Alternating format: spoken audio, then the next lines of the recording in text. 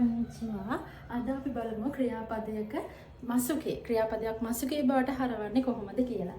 හරි. මසුකේ කියන්නේ ක්‍රියාපදයක වර්තමාන කාලයත් ආචාරශීලී ස්වරූපය. හරි. මසුකේ වලට ක්‍රියාපදයක් හරවද්දී කාණ්ඩ තුනක් යටතේ වෙනස් කිරීම කරනවා. අද මම උගන්වන්නේ පළවෙනි කාණ්ඩේ මොකක්ද කියලා.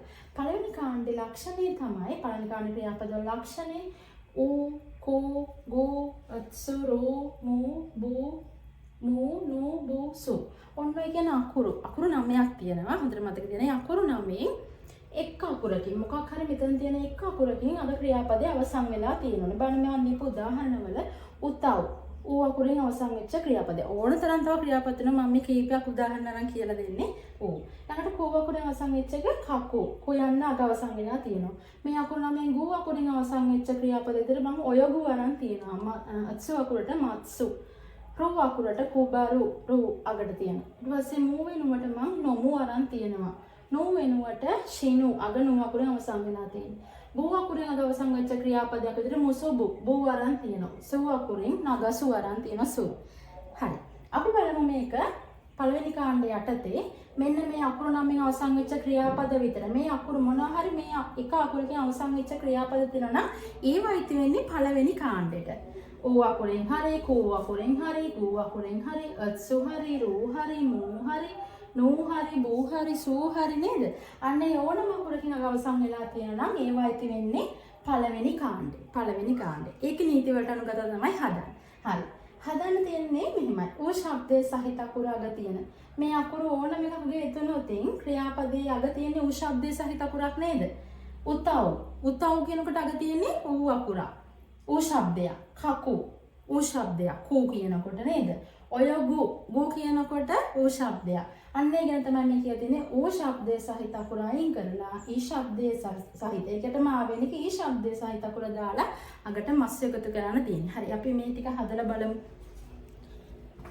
බලන්න පළඳම උතව් තියෙනවා. උතව් වල ඌ කපලා ඌ ශබ්දය කපලා ඊ ශබ්දය දාලා ඌ වල ඊ ශබ්දේ ඊ අකුර අගට මස්සු එකතු කරනවා. පළවෙනි කාණ්ඩෙට වැටෙන්නේ මේ අකුරු 9ක් මන් තියෙනවනේ. මේ අකුරු මේ මොනම අකුරකින් අග අවසන් වෙච්ච ක්‍රියාපද තමයි පළවෙනි කාණ්ඩෙට වැටෙන්නේ. ඔන්න මම එකක් හදලා පෙන්නන. විතර හැදෙන්නේ මේ කපපු අයින් කරාට පස්සේ උතයි මස්සු. උතයි මස්. අගට මසු කිය හන්දකට මසු කියවෙනවා.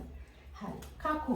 කකු වල ඌ ශබ්දය අකුර මොකක්ද අග තියෙන කෝ. කෝ අයින් කරා එකේ ශබ්දයකට ආවෙනික කී අකුර නේද? කී අකුර දැම්මා මසු දැම්මා. මේකේ ගෝ අකුරට ආවෙනික ඊ ශබ්දය අකුර ගී ඊට පස්සේ මසු එකතු කරා.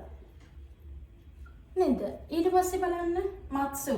අත්සු අකුර අයින් කරා ඒකේ ඊ ශබ්ද කවුද? අත්සුගේ ඊ ශබ්දේ චී. චී දැම්මා මසු එකතු කරා. ඊළඟට කුබාරු රූ අකුරේ ඊ ශබ්ද කවුද? රී. ඊළඟට මස්සු එකතු කරා. හරිම ලේසි. නොමු මූ අකුර අග තියෙන මේ පළවෙනි කාණ්ඩේ කියන අඳුරගන්නේ මොන අකුරෙන්ද? අග තියෙන අකුරේ. මෙයා පළවෙනි කාණ්ඩේ මූ අයින් කරා ඒකේ ශබ්දෙ මී ඊට පස්සේ මස්සු එකතු කරනවා මසුකේ හන්ද. ශිනු වල නූ කපල ඒකේ ශබ්ද කවුද? ඊට ආවෙන ඊ ශබ්දේ නී අකුර. නී අකුර දැම්මා මස්සු එකතු කරා. හරි.